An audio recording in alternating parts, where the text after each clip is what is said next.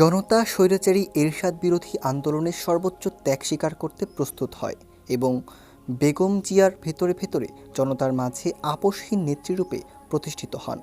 অবস্থা বেগতিক দেখে শেখ হাসিনা বেগম খালেদা জিয়ার আন্দোলনের সাথে পুরোপুরি সম্পৃক্ত হওয়া ছাড়া কোনো গত্যন্তর থাকে না। আগ থেকেই আওয়ামী লীগের মাঠকর্মীরা এরশাদ হটাও আন্দোলনে তাদের বলিষ্ঠ ভূমিকা বজায় রেখেছে। এখন শেখ হাসিনা বাধ্য হয়ে আন্দোলনে আসায় আন্দোলন আরও বেগবান হয়েছে।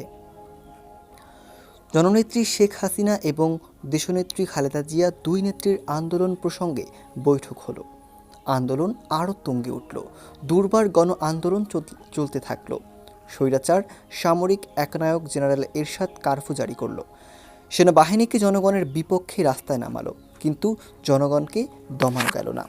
জনগণ ইস্পাত দৃঢ় কঠিন ঐক্য গড়ে জেনারেল এরশাদের কারফিউ ভাঙল। সেনাবাহিনীর সাথে সংঘর্ষ শুরু হলো।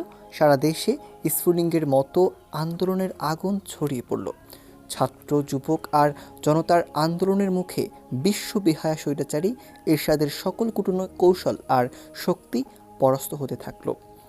জেনারেল এরশাদ ছাত্রনেতাদের ক্রয় করার জন্য শত কোটি টাকা খরচ করল এবং জেলখানা থেকে দাগী অপরাধীদের ছাড়িয়ে এনে কোটি কোটি টাকা আর অস্ত্র দিয়ে আন্দোলন দমানোর ব্যবস্থা করল। এই দাগী অপরাধীরাই 1990 সালের 27 নভেম্বর ঢাকা বিশ্ববিদ্যালয় লাইব্রেরির পূর্ব দক্ষিণ কোণায় দূর থেকে গুলি করে ডক্টর মিলনকে হত্যা করল। ডক্টর মিলন নিহত হওয়ার সঙ্গে সঙ্গে ছাত্র জনতার আন্দোলন দাবানলের রূপ নিল। আন্দোলন নতুন মোড় নিল, ঠিক যেমন 1969 এর আসাদ হত্যার পর হয়েছিল। অনির্দিষ্টকালের হরতাল ও কারফিউতে দেশের সমস্ত কিছু অচল। চলছিল শুধু পিকেটিং, মিছিল, টিয়ার গ্যাস আর গুলি।